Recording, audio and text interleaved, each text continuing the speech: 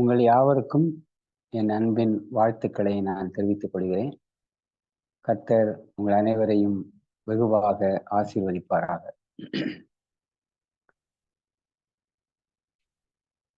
நாம்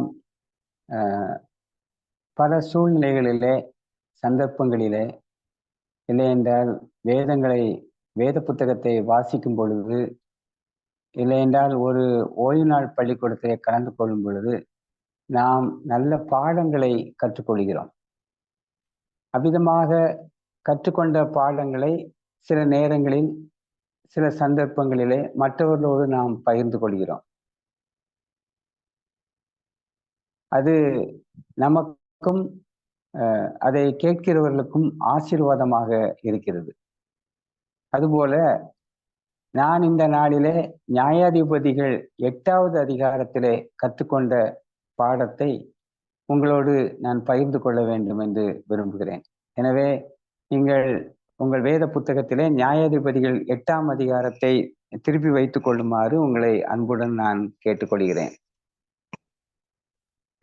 முதலாவது வசனத்தை நான் வாசிக்கிறேன். அப்பொழுது எப்பிராயீம் மனுஷர் அவனை நோக்கி, நீ மீதியானர் மேல் யுத்தம் பண்ண போகிற போது எங்களை அழைப்பிக்கவில்லையே, இப்படி நீ எங்களுக்கு செய்தது என்ன என்று அவனோட பலத்த வாக்குவாதம் பண்ணினார்கள்.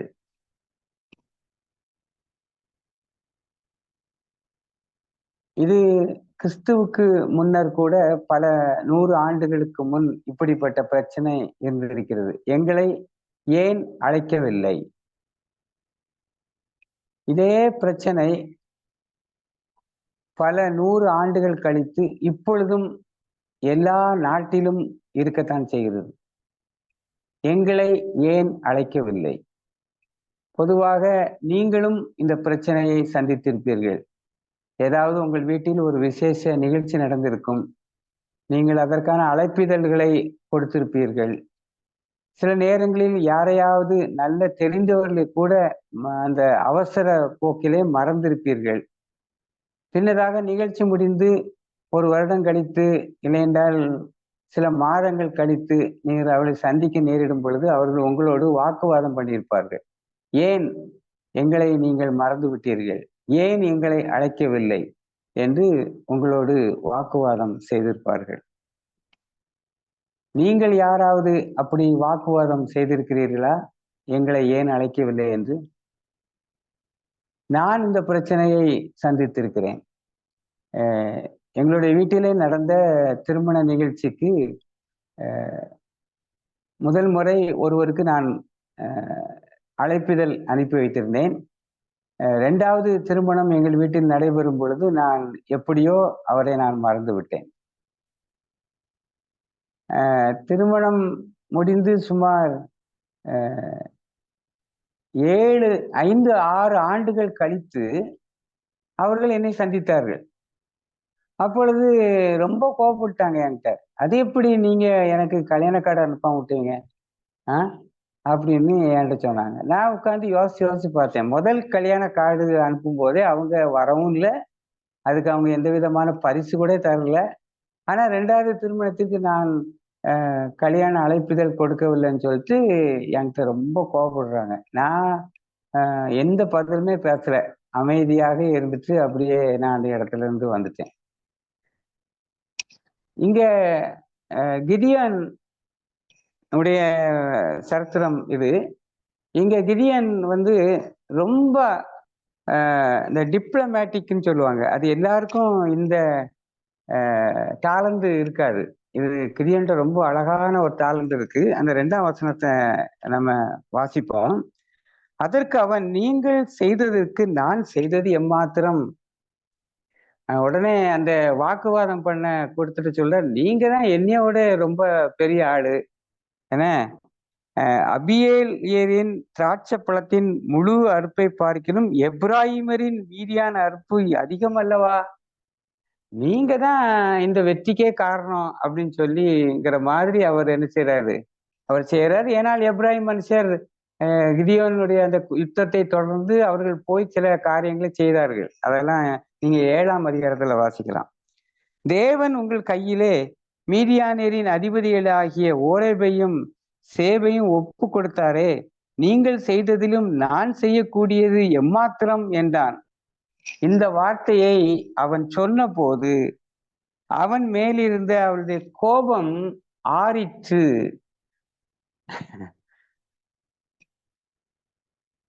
எனக்கு ரொம்ப பேச தெரியாது. சில நேரங்கள்ல யாராவது ஏதாவது இப்படி வாக்குவாதம் பண்ணாங்கன்னா நான் பதிலுக்கு ஏதாவது சொல்லி விட்டுருவேன். சில நேரங்கள்ல நம்மளையும் சிலருக்கு அப்படி இருக்கும். யாராவது நம்மளை கோபப்படுத்தும்படி பேசுனாங்கன்னா நமக்கு கோபம் வந்த உடனே நம்ம எதையாவது பேசிடுவோம். ஆனா இங்க கிரியன் ரொம்ப நல்லா பேசுறாரு. பேசி முடிச்ச உடனே அங்க வேதவசனம் சொல்லுது, அவருடைய கோபம் ஆறிற்று. இதுல நம்ம சில காரியங்களை கற்றுக்கிடுறோம். நான் கற்றுக்கொண்டேன். என்ன கற்றுக்கொண்டேன்? பேசுவதற்கு நன்றாக கற்றுக்கொள்ள வேண்டும். எனக்கு 69 வயசு முடிய போகுது. இன்னும் நான் கற்றுக்கொண்டுதான் இருக்கிறேன். இந்த பிரசங்கத்தை கேட்கிறவங்க நீங்க ஒவ்வொருத்தரும் ஒவ்வொரு விதமான வயசுல இருப்பீங்க. வாலிபர்கள் இருப்பீங்க, நடுத்தர வயதினர் இருப்பீங்க, வயசானவங்க இருப்பீங்க. வயசான பிறகும் புதுசா ஆவிக்குரிய காரியங்களை கற்றுக்கொள்றது தப்பு இல்லை. நான் மரிக்கும் வரை கற்றுக்கொண்டே இருக்கலாம். இதிலே ஒரு அருமையான பாடம் இருப்பதை எனக்கு நன்றாக தெரிகிறது. நாம் நம்மோடு வாக்குவாதம் செய்பவர்களோடு நம்மேல் இருக்கக்கூடிய அவர்களுடைய கோபம் ஆறும்படி நாம் பேச கற்றுக்கொள்ள வேண்டும். அப்படி இல்லை என்றால் அந்த இடத்திலே நம்முடைய கோபத்தை தூண்டத்தக்கதான சில உணர்வுகள் வரும் பொழுது நாம் அதை அடக்கி கொண்டு அமைதியாக அந்த இடத்தில் இருந்தா அது மிகவும் நல்ல ஒரு காரியமாக இருக்கிறது. இயேசு கிறிஸ்து அப்படித்தான் செய்ததாக நாம் வேத புத்தகத்தில் வாசிக்கிறோம். அவரை பல கேள்விகள் கேட்டார்கள், பல விதமாக கேலி பரியாசம் செய்தார்கள். அவர் வேத புத்தகம் சொல்லுகிறது, அவர் பதில் ஒன்றும் சொல்லவில்லை என்று வேத புத்தகம் சொல்கிறது. ஆகையினால் மிகவும் ஜாக்கிரதையாக வாழ வேண்டியது அவசியமாக இருக்கிறது. ஏனென்றால் நாம் கடைசி காலத்திலே வாழ்ந்து கொண்டிருக்கிறோம். நாம் தவறாக எதையாவது பேசி உறவுகளை கெடுத்து இல்லை என்றால் நம்முடைய ஆவிக்குரிய அனுபவங்களை கெடுத்து நாம் வாழ்ந்து விடக்கூடாது. எனவே மிகவும் ஜாக்கிரதையாக நடந்து கொள்ள வேண்டியது அவசியமாக இருக்கிறது. இதே எப்ராஹிமர் நியாயாதிபதிகள் 12ஆம் அதிகாரம் 1ஆம் 2ஆம் வசனத்தை வாசித்து பார்த்தால் எப்தா என்ற அந்த நியாயாதிபதியோடு இதே பிரச்சனையை அவர்கள் செய்ததாக நாம் பார்க்கிறோம். நியாயாதிபதிகள் 12ஆம் அதிகாரம் பாருங்க. எப்ராஹிம் மனுஷர் ஏகமாய் கூடி வடக்கே புறப்பட்டு போய் எப்தாவை நோக்கி, நீ எங்களை உன்னோட கூட வரும்படி அழைத்தியாமல். இந்த எப்ராஹிம் புத்திரருக்கு இதான் வழக்கம் போல தெரியுது. என்ன கூடல, ஏன் கூடல, எதுக்கு கூடல. இது ஒரு பெரிய பிரச்சனையா இன்னைக்கு சபைக்குள்ள கூட இருக்கிறத நான் பாக்குறேன். ஏதாவது ஒரு நிகழ்ச்சி ஒண்ணு நடந்துட்டு அதுல ஒருத்தரை கூடல அப்படின்னா உடனே என்னையே எதுக்கு கூடல என்று சண்டை போடும் பழக்கம் உடையவர்கள் இருக்கிறார்கள். ஆனா கிதியோன் மாதிரி எப்தா இல்லை.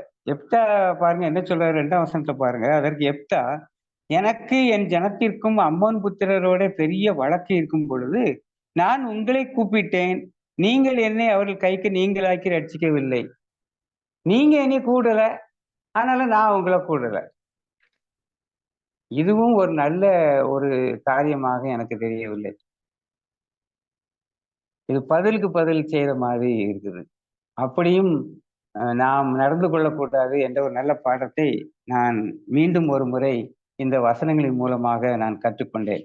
கடைசியில பார்த்தீங்கன்னா இந்த பிரச்சனை ஏன் அழைப்பிக்கவில்லை என்று சொன்ன அந்த ஒரு பிரச்சனை எப்தாவோடு என்ன நடந்தது என்று நாம் பார்க்கும் பொழுது 4ஆம் வசனத்தை பாருங்க. பின்பு எப்தா கிலியாத் மனுஷரை எல்லாம் கூட்டி எப்ராஹிமரோடு யுத்தம் பண்ணினான். அவங்க கேட்ட ஒரு கேள்விக்கு பாருங்க அது எங்க போய் முடியுது பாருங்க, பெரிய யுத்தத்தில் முடிகிறது. நீங்க எப்படியாவது யாரிடமாவது இப்படி வாக்குவாதம் பண்ணினதினாலே உங்க சண்டை பெரிய சண்டையா மாறி குடும்பம் பிரிஞ்சு அப்படி நடந்திருக்கா? கொஞ்சம் யோசிச்சு பாருங்க. அது நமக்கு தேவையில்லை. நாம் கிதியோன் போன்று நடந்து கொள்ள வேண்டியது அவசியமாக இருக்கிறது என்ற நல்ல பாடத்தை நான் கற்றுக்கொண்டிருக்கிறேன். ஒருவேளை இந்த பிரசங்கத்தை கேட்கிற நீங்களும் இந்த பாடத்தை கற்றுக்கொண்டால் ஒரு நிம்மதியான சமாதானமான வாழ்க்கை இந்த சமுதாயத்திலே நாம் வாழ முடியும். மீண்டும் 8ஆம் அதிகாரத்திற்கு நம்முடைய கவனத்தை திருப்புவோம். 8ஆம் அதிகாரத்திலே 22, 23ஆம் வசனத்தை நான் வாசிக்கிறேன். அப்பொழுது இஸ்ரவேலின் மனுஷர் கிதியோனை நோக்கி, நீர் எங்களை மீதியானியர் கைக்கு நீங்களாக்கி விட்டபடியினால் நீரும் உம்முடைய குமாரனின் குமாரனும் எங்களை ஆளக் கடவீர்கள். அதற்கு கிதியோன், நான் உங்களை ஆள மாட்டேன், என் குமாரனும் உங்களை ஆள மாட்டான், கர்த்தரே உங்களை ஆளுவாராக. இத ஒரு என்டைசிங் ஆஃபர். அதுக்கு நான் தமிழ்ல பார்த்தேன், ஒரு கவர்ச்சிகரமான ஒரு அழைப்பு, ஒரு கவர்ச்சிகரமான ஒரு திட்டத்தை சொல்றாங்க. என்ன சொல்றாங்க? நீர் எங்களை ஆள வேண்டும். இன்னைக்கு சபைகள்லையும் இன்னும் நம்முடைய தலைமை இடங்களிலும் நடக்கக்கூடிய பிரச்சனையெல்லாம் நீங்க பார்த்துருப்பீங்க. நிறைய பேர் இதை குறித்து பேசியும் இருப்பீங்க. அழைக்காமலே பதவி சண்டைகள் எல்லா பக்கமும் இருக்கு. அது நம்முடைய திருச்சபை என்று இல்லை, எல்லா விதமான பிரிவுகளிலும் இந்த பிரச்சனையை பார்க்க முடியுது. அரசியல்ல தான் இது ரொம்ப இருக்கு. ஆனா அதை காட்டிலும் மோசமாக அந்த அரசியல் நம்முடைய சபைக்குள் வந்ததை பார்ப்பதற்கு மிகவும் வருத்தமாக இருக்கிறது. யார் பெரியவன் என்ற சண்டை தான்.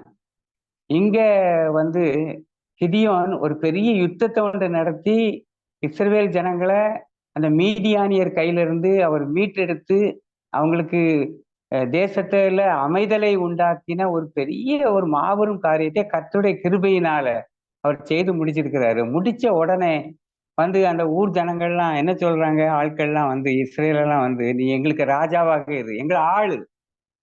நீ மட்டும் இல்ல, நீ உன்னுடைய பிள்ளைகள், உங்க பிள்ளைகளின் பிள்ளைகள், நீங்க வம்சமா எங்களை ஆளுங்க, நீங்க தான் நல்ல ஆட்கள்னு சொன்னாங்க. நல்ல பாடத்தை கற்றுக்கொண்டேன் நான். இப்படி ஆள வேண்டும் என்ற ஒரு மனநிலை இன்று அநேக தலைவர்கள் மத்தியில் இருப்பதை நான் பார்க்கிறேன். ஆள வேண்டும். வேத புத்தகம் என்ன சொல்கிறது? நீங்கள் யாரையாவது ஆள விரும்பினால் நீங்க ஊழியக்காரனாக இருங்கள், நீங்கள் பெரியவர்களாக இருக்க விரும்பினால் ஊழியக்காரர்களாக இருங்கள் என்று மார்க்கு சுவிசேஷ புத்தகத்திலே நாம் படிக்கிறோம். ஆனால் ஆள வேண்டும், ஆள வேண்டும்னா கத்துறது, இல்லைன்னா ஆட்களை அடிமை மாதிரி வச்சிருக்கிறது, தன் கீழே வேலை பார்க்கிறவங்களை மதிக்கிறது இல்லை. இந்த மனநிலை நல்ல மனநிலை கிடையாது. அது சபையாக இருந்தாலும் சரிதான், இல்லை என்றால் அது அலுவலகமாக இருந்தாலும் சரிதான், இல்லை என்றால் நாம் எங்கு பணிபுரிந்தாலும் சரிதான், நமக்கு கீழே இருப்பவர்களை ஆள வேண்டும் என்று ஒரு மனநிலை இருக்கும் என்றால் அது நல்ல மனநிலையே அல்ல. அது யாரும் யாரையும் ஆளக்கூடாது. நாம் எல்லாம் சகோதரர்கள். என் வீட்டில் கூட, குடும்பத்தில் கூட அப்படி இருக்கக்கூடாது. நான் தான் ஆள வேண்டும், நான் ஆண், நான் ஆள வேண்டும் என்று அந்த மனநிலை எவருக்கும் வரக்கூடாது. இல்லை என்றால் சில குடும்பங்களில பெண்கள் கூட சற்று அதிகமாக சென்று நான் தான் இந்த குடும்பத்தை ஆள வேண்டும் என்று நினைக்கிறார்கள். எனக்கு தெரியும், நிறைய குடும்பங்கள் அப்படி தெரியும். அங்கே கணவர்களுக்கோ பிள்ளைகளுக்கோ எந்த மதிப்பும் இருக்காது. சில குடும்பங்களிலே மனைவிக்கும் பிள்ளைகளுக்கும் எந்த மதிப்பும் இருக்காது. அப்படிப்பட்ட மனநிலையில் ஒரு கிறிஸ்தவன் வாழ்ந்து கொண்டிருக்க முடியாது. நமக்கு ராஜா இயேசு கிறிஸ்து தான். அங்க பாருங்க, அடுத்த வசனம், கிதியோன், நான் உங்களை ஆள மாட்டேன், என் குமாரனும் உங்களை ஆள மாட்டான், கர்த்தரே உங்களை ஆளுவாராக. நம் ஒவ்வொருவருக்கும், நம் குடும்பத்துக்கும், சபைக்கும், திருச்சபை தலைமைத்துவத்திலும் ஆள வேண்டியது இயேசு கிறிஸ்து. அவர்தான் ராஜா. அவரை தவிர அந்த இடத்தை நான் பிடிக்க முயற்சி செய்தேன் என்றால் அது மிக பெரிய தவறு. அது மிகப்பெரிய தவறு. ரொம்ப ஆச்சரியமா இருக்கு கிதியோனை பார்த்தானே. இதை யாருமே வந்து பொதுவா விட்டுருக்க மாட்டாங்க. இப்படி கேட்டா சரி ஆண்டுறேன், நான் தான் ராஜாவா இருக்கேன்னு சொல்லியிருப்பாங்க. ரொம்ப நல்ல ஆள் போல தெரியுது அவரு. இப்படி நல்ல பாடங்களை நான் கற்றுக்கொண்டேன். நீங்களும் என்னோடு சேர்ந்து கற்றுக்கொள்ளுமாறு உங்களை அன்புடன் நான் கேட்டுக்கொள்கிறேன். அடுத்தது மூன்றாவது ஒரு காரியத்தை நான் இதிலே கற்றுக்கொண்டேன். அந்த அதிகாரத்தின் கடைசி பகுதிக்கு போவோம். கடைசி வசனத்தை வாசிப்போமா? 8ஆம் அதிகாரம் கடைசி வசனம்.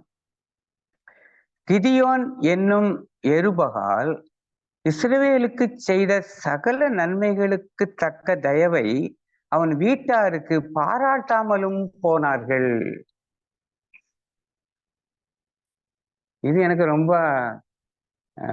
உலகத்தின் நிலைமையை நல்லா எடுத்து காட்டுது. குடும்பங்களின் நிலையை நன்றாக எடுத்து காட்டுகிறது. திருச்சபைகளின் விசுவாசிகளின் நிலையை எடுத்து காட்டுகிறது. நாம் உதாரணமாக பெற்றோரை வைத்துக் கொள்வோமே. இந்த சமீபமா நாட்களிலே என்கிட்ட ஒரு மாசத்துக்கு 2 மாசத்துக்கு இடையில 2-3 பெற்றோர் என் வீட்டுக்கு வந்தாங்க. அவங்க சொன்னதெல்லாம் என்னன்னா, நான் கஷ்டப்பட்டு என் பிள்ளைகளை வளர்த்தேன். எனக்கு ஒருத்தவங்க சொன்னாங்க, என் கணவர் இறந்து போயிட்டாரு. எனக்கு அவ்வளவா வருமானமும் கிடையாது. நான் ரொம்ப கஷ்டப்பட்டு தான் என் பிள்ளைகளை வளர்த்தேன். சிலர் உதவி செய்தாங்க. ஆனா இப்போ அவங்க சொல்றாங்க, என் மகன் என்னைய பார்த்து பேச கூட மாட்டேங்கான். என் கூட தங்கி கூட இருக்கல. அவன் தனியா வீடு எடுத்துட்டு, திருமணம் ஆகல, தனியா வீடு எடுத்து தங்கி இருக்கான். என்கிட்ட பேசுறதும் இல்லை, எனக்கு காசும் தர்றது இல்லை. அவங்க அத ரொம்ப சிரிச்சுக்கிட்டே என்கிட்ட சொன்னாங்க. எனக்கு ஆச்சரியமா இருந்துச்சு. இவ்வளவு வருத்தமான காரியத்தை நீங்க சிரிச்சுக்கிட்டே சொல்றீங்களேன்னா, அப்ப கண்டிப்பா ஆண்டவருடைய கிருபையினாலதான் அது முடியும். அவங்க சொல்லிட்டு சொல்றாங்க, அவன்கிட்ட நான் ஒண்ணுமே எதிர்பார்க்கல, எனக்கு அந்த காசு கூட தர வேண்டாம், என்கிட்ட அன்பா 2 வார்த்தை பேசினா மட்டும் போதும் அப்படிங்காங்க. எவ்வளவு கஷ்டப்பட்டு பிள்ளைகளை வளர்த்திருப்பாங்க பிறந்த நேரத்துல இருந்து. ஆஹ் அவனுக்கு சின்ன வயசுல அவனுக்கு பால் ஊட்டியிருப்பாங்க, சோறு ஊட்டியிருப்பாங்க. பிறகு பள்ளிக்கூடத்துக்கு போற நேரங்கள்ல அவனுக்கு ஷூ மாட்டி விட்டுருப்பாங்க, என்ன துணி உடுத்து விட்டிருப்பாங்க, எப்படி கொஞ்சிருப்பாங்க. இது நம்முடைய சமுதாயத்துல இருக்கக்கூடிய ஒரு பெரிய பிரச்சனையா மாறிக்கிட்டே வருது. ரொம்ப பெரிய பிரச்சனையா மாறிக்கிட்டு இருக்கு. தங்களுக்கு செய்த நன்மைக்கு பதில் நன்மை செய்ய வேண்டும் என்ற எண்ணம் மறந்து கொண்டே போகிறது நிறைய பேர்த்த. நிறைய விசுவாசிகளும் அப்படிதான் இருக்கிறாங்க. நல்ல உதவி பெறுறாங்க, தேவைப்பட்ட நேரம் வீடுகளுக்கு வர்றாங்க, உதவி கேட்கறாங்க, உதவி பெற்றுட்டு நல்ல முன்னேற்றம் அடைகிறாங்க, நல்ல நிலைக்கு வர்றாங்க. அதுக்கு பிறகு அந்த உதவி செய்தவங்கள ஒரு நாள் கூப்பிட்டு சோமா இருக்கீங்களான்னு கூட கேட்கறது இல்லை, கண்டுக்கிடவே மாட்டேங்கிறாங்க. எதுவும் பார்த்தா கூட பார்க்காதவங்க மாதிரி மூஞ்ச திருப்பிட்டு போறாங்க ஆலயங்கள்ல பார்க்கும்போது. ஏன் இப்படி இந்த உலகம் போயிட்டு இருக்கு? இது எதை நோக்கி போய்கிட்டு இருக்கு அப்படின்னா, இது எனக்கு எதை தெரியப்படுத்துதுன்னா, நம்ம 2ஆம் வரைக்கு சமீபமான நாட்கள்ல வாழ்ந்துகிட்டு இருக்கோம். மனுஷர் இப்படிதான் இருப்பாங்க. தற்பிரியராயும், பணப்பிரியராயும், வீம்புக்காரராயும் இப்படிதான் இருக்கிறாங்க. இது காரணம்னு சொல்லி சிலவங்க தயை பெற்று நல்ல நிலைக்கு வந்தவங்க, தயை கொடுத்தவங்களுக்கு துரோகமும் இடைஞ்சலும் பண்ணிக்கிட்டு இருக்காங்க. அது எவ்வளவு பெரிய மோசமான சூழ்நிலைக்கு போயிட்டு இருக்கு பாருங்க உலகம். நீங்களும் உங்களுக்கும் இப்படி பிரச்சனை நீங்க சந்திச்சிருப்பீங்க. என்ன போட்டிருக்கு? அவனுக்கு சகல நன்மைக்கும் தக்க தயவை அவன் வீட்டாருக்கு பாராட்டாமலும் போய்விட்டார்கள். கண்டுகிடவே இல்லை அவங்க குடும்ப நாட்களை. அவங்களுக்கு என்ன கஷ்டம் இருந்துச்சோ நமக்கு தெரியாது.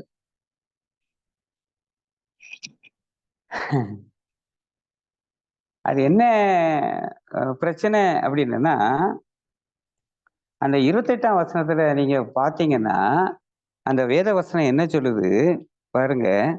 தேசமானது கிதியோனின் நாட்களில் 40 வருஷம் அமைதலாய் இருந்தது.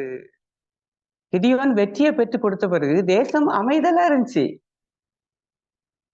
இப்படிதான் அந்த ஹாப்பி செயிலிங் அப்படிம்பாங்க.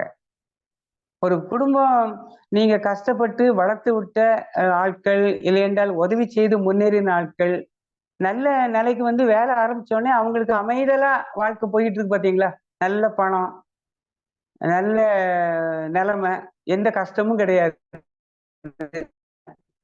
அவங்க சில நேரங்கள்ல இன்னொரு படி போய் ஆண்டவரே மறந்துடுறாங்க. கர்த்தரே மறந்துடுற அனுபவங்கள்லாம் இருக்குது.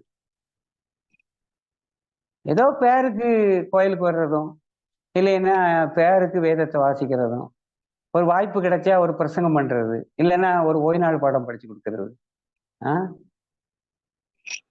நிலைமை மிகவும் மோசமாக போய் கொண்டிருக்கிறது. சகல வசதிகளும் வந்த பின்பு நன்மை செய்தவர்களை மறந்து விடுவது நல்ல பழக்கமே இல்லை என்று நான் கற்றுக்கொண்டேன்.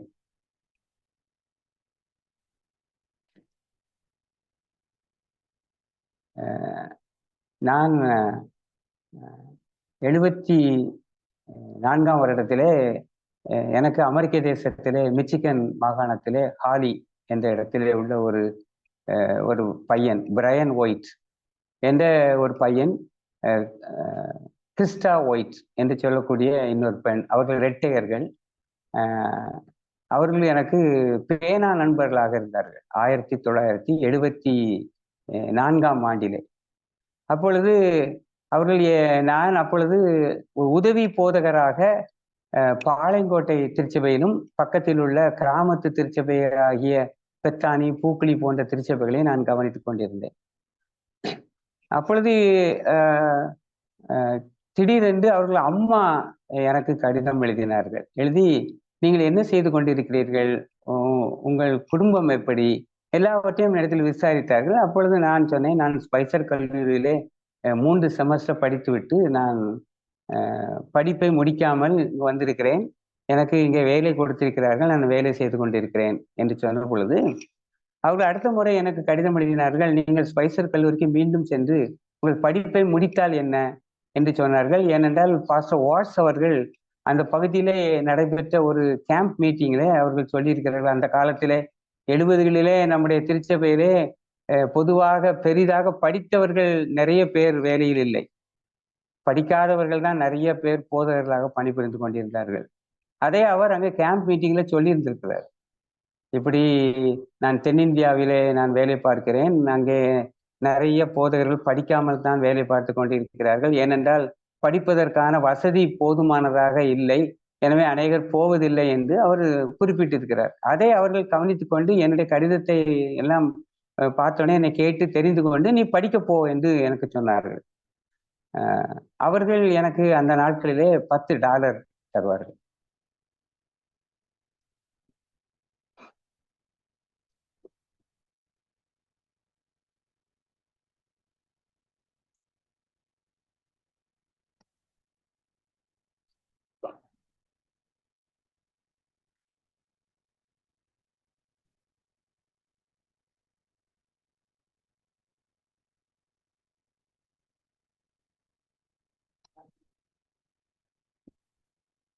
ஒருவேளை $10 என்பது இப்பொழுது ஒரு சிறிய பணமாக இருக்கலாம், ஆனால் அப்பொழுது அதற்கு $73 கிடைக்கும். பிறகு அவருடைய தோழி ஒருவர், அல்மா பெல்ஸ்மா, அவர்களும் $5 கொடுப்பார்கள். எல்லாம் சேர்ந்து கிட்டத்தட்ட $100 மேல் வரும். அது என்னுடைய ஸ்பைசர் கல்லூரி படிப்பில் பாதி பணம். அப்பொழுது சுமார் $200 செலவாகும். அவர்களை நான் இன்றை வரை மறக்கவில்லை. அப்படி எனக்கு உதவி செய்தார்கள். நான் படித்து முடித்த பிறகும் படிக்கும் பொழுதும் அவ்வப்பொழுது அவரிடத்தில் நான் ஒரு கேள்வி கேட்பேன், உங்களுக்கு இந்தியாவிலிருந்து ஏதாவது வேண்டுமா என்று நான் கேட்பேன்.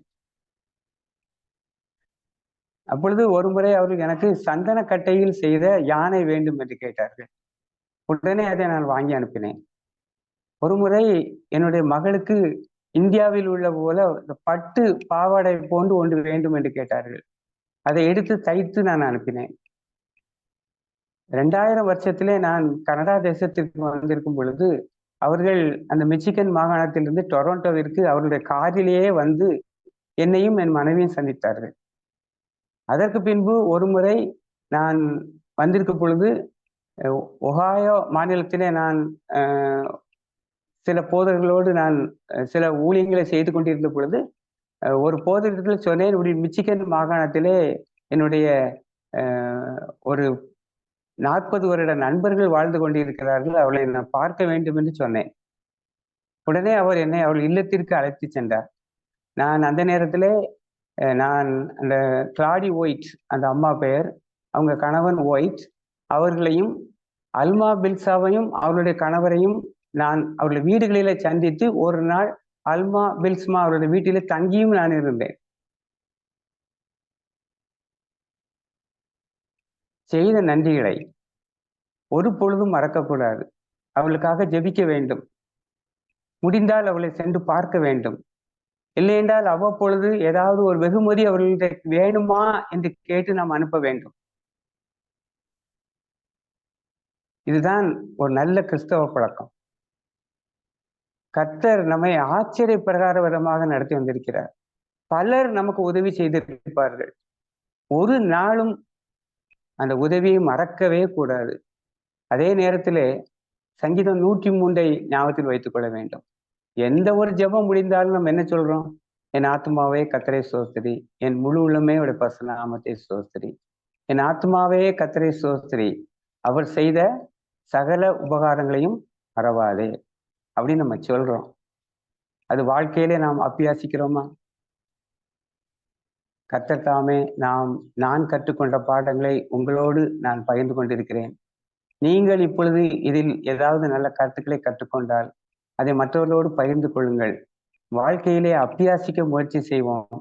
சமாதானமாக வாழ்வோம். கர்த்தர் உங்கள் அனைவரையும் ஆசீர்வதிப்பார்.